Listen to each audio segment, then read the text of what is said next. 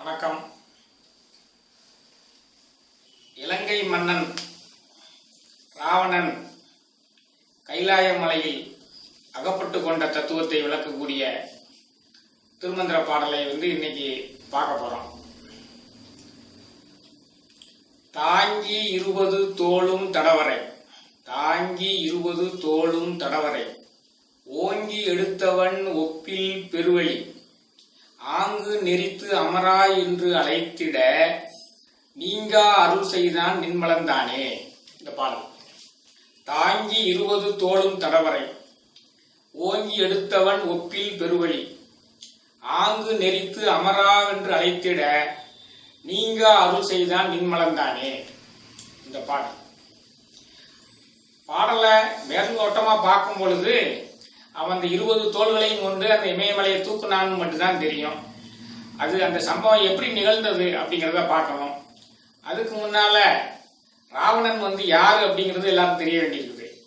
ராவணன் யாருன்னு கேட்டா ராமாயணத்துல வரக்கூடிய வில்லன் அப்படிங்கிறது மட்டும்தான் நமக்கு தெரியுது. அவன் மிகப்பெரிய சிவபக்தன். அவன் எந்த வம்சாவளியில் வந்தவன் அப்படின்னு சொன்னா பிரம்மனுடைய வழி வம்சம் தான் வந்தவன். பிரம்மன் தன்னுடைய படைப்பு தொழில உதவியா இருக்கிறதுக்காக வேண்டி பிரஜாபதிகள்ங்கிறவரை தோற்றுவித்தான். அதுல ஒருத்தர் தான் புலஸ்தியர்.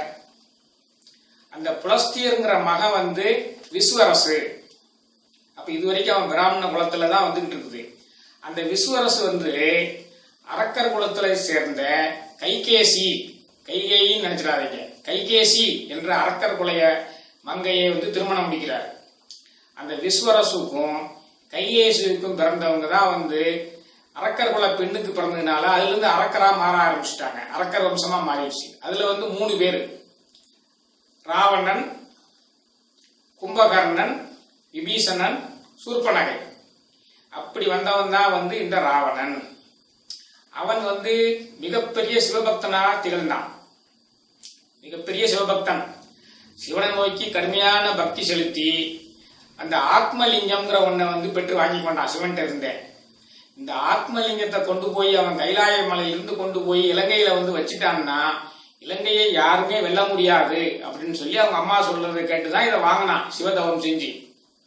ஆனா தேவர்கள்லாம் என்ன செஞ்சாங்க, இவனை இலங்கை என்னைக்குமே அழியாம இருந்துச்சுன்னா இவனுடைய தொந்தரவு தாங்க முடியாதுன்னு சொல்லி ஒரு திட்டம் போட்டு கணபதி நம்ம பிள்ளையார ஒரு பிராமண பையன் வேடம் போட்டு அனுப்பி வச்சாங்க.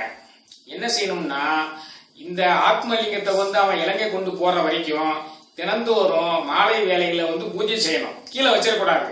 எங்க வைக்கிறாங்களோ அங்கேயே நின்றுவாரு. அந்த மாதிரி ஒரு வரம். அப்போ இலங்கை கொண்டு வர்றதுக்கு முன்னாலேயே மாலையை வர செஞ்சிடறாங்க. இருட்டு வந்துருது. அப்ப பூஜை நடத்துறதுக்கு என்ன செய்யுதுன்னு பாராரு. பக்கத்துல ஒரு பிராமண பையன் இருக்கான். பிராமண பையன் தானே அப்படின்னு சொல்லி அவன்கிட்ட எப்ப இதை வச்சுட்டு நான் பூஜை பண்ணிக்கிறேன் அப்படின்னு சொல்லி சொல்றாரு. அது வந்திருக்கிறது கணபதி உங்களுடைய திட்டத்தை தகர்க்கிறதுக்கு தானே வந்திருக்குது. அதனால இவன் பூஜை பாதி செஞ்சுக்கிட்டு இருக்கும் போதே அதை கீழே வச்சிடுறாரு. அந்த இடம் தான் கோகர்ணம்ங்கிற ஒரு ஊரு அப்படின்னு சொல்லி சாஸ்திரங்கள் சொல்லுது. அப்ப இலங்கைக்கு வரல. இதெல்லாம் நிகழ்ந்தாதான் நம்ம அந்த தத்துவங்கள் சரியா பூர்த்தி ஆகும். இலங்கை என்னைக்குமே அழியாம இருந்துன்னா அப்புறம் எப்படி ராவணனை ராமன் வெல்ல முடியும்? ஆமா. அப்ப இப்படியெல்லாம் அவன் வரவாங்கி வந்ததுனால அவன் ஒரு அகந்தையில இருந்தான்.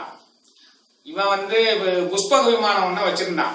அந்த புஷ்ப விமானத்துல அவன் அங்கங்க போறது வழக்கமா இருந்தது. அப்போ ஒரு தடவை அந்த புஷ்ப விமானம் வந்திருக்கும் போது கைலாய மலைக்கு தாண்டி போக வேண்டி வருது. அப்ப கைலாய மலையை காவல் காக்கக்கூடியவர் இறைவன் அம்சமான நந்தி தேவர். நந்தி தேவர் என்ன சொல்றாரு, சாட்சாத் இறைவன் இருக்கக்கூடியதுப்பா, இறைவன் இருக்கக்கூடிய தாண்டி நீ போகக்கூடாது, அத கைலாய மலையை சுத்தி போயிட்டு அதுக்கு பிறகு ஏறிப்போன்னு சொல்றாரு. இவன் கேட்கலாம். ஆனா இவனுக்குடைய தவ வலிமை வரும்போது ஆணவமும் வந்துடும் இல்லையா. தன்னுடைய 10 தலை வச்சிருக்கான். ஒரு தலைக்கு 2 கை, 20 கையை வச்சு இந்த கைலாயத்தை பேர்த்தரலாம் அப்படின்னு சொல்லி கைலாயத்தை தூக்க பாக்குறான். கைலாயத்தை தூக்க பார்க்கும் பொழுது கைலாயம் லேசா அதிருது. அது சிவன் இதை ஞானத்துல கண்டுபிடிச்சுக்கிட்டாரு. தன்னுடைய பெருவரல்னால ஒரு அழுத்துறாரு. பெருவரல ஒரு அழுத்தின உடனே அவனுடைய 10 தலையுமே கீழே சிக்கிக்கிடுது. கைலாய மலைக்கு அடியில போயிடுச்சு. பிறகு குய்யோ முறையோ போட்டு அழுது தவிச்சு சாமகானம் பாடி, அதான் வந்து அமராய் என்று அழைத்தபின் நீங்க அருள் செய்தால் நின்மலந்தானே அப்படின்னு சொல்லி அந்த பாட்டுல சொல்லுது. சாமகானம் பாடி இறைவனுடைய புகழப்பாடி தன்னுடைய தவறை உணர்ந்து பாடுனதுனால வந்து அந்த வந்து தலையை வந்து பழையபடி அவனுக்கு வந்து கைலாய மலையை ரிலீஸ் பண்ணி விட்டு அவன் தலையை எடுத்துட்டு போறதுக்காக அருள் புரிஞ்சாரு. இதான் வந்து ராவணன் வந்து அகந்தையினால வந்து அவனுடைய தலை வந்து கைலாயத்துக்குள்ள அகப்பட்ட கதை.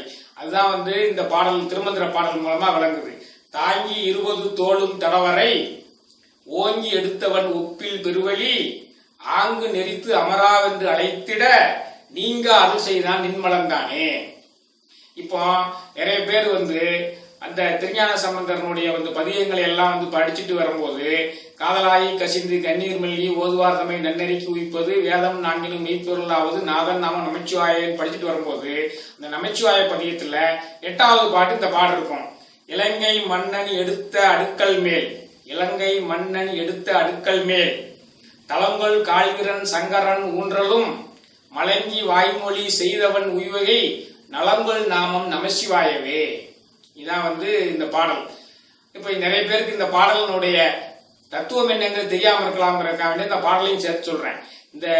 இந்த 8வது இலங்கை மன்னன் எடுத்த அடுக்கல் மேல் பாடலை பாடணும்னா நமக்கு வந்து அந்த 8ஆம் இட பாவத்துல வந்து பாதிப்பு ஏற்பட்டு வீணாக வந்து நம்ம வந்து தவறி விழுதல், தலையில அடிபடுதல், இந்த மாதிரி உள்ள பிரச்சனைகளுக்கெல்லாம் இது சரியான தீர்வாக அமையுங்கிறதுக்காக இந்த சந்தர்ப்பத்தில் இதையும் சேர்த்து சொல்றேன். இலங்கை மன்னன் எடுத்த அடுக்கல் மேல் தளங்கள் கால்வீரன் சங்கரன் ஊன்றலும் மலங்கி வாய்மொழி செய்தவன் உய்வகை நலங்கள் நாமம் நமசிவாயவே. அதே மாதிரி வந்து திருவுந்தியார்லையுமே வந்து அவர் இந்த இறைவனுடைய வெற்றிகளை புகழ்ந்து பாடும் பொழுது ஒரு பாடல் வச்சிருக்கிறாரு. தேரை நிறுத்தி மலையெடுத்தான் சிரம், தேரை நிறுத்தி மலையெடுத்தான் சிரம் இறைந்தும் இற்றவாது உந்தி வர 20 இற்றதென்று உந்தி வர.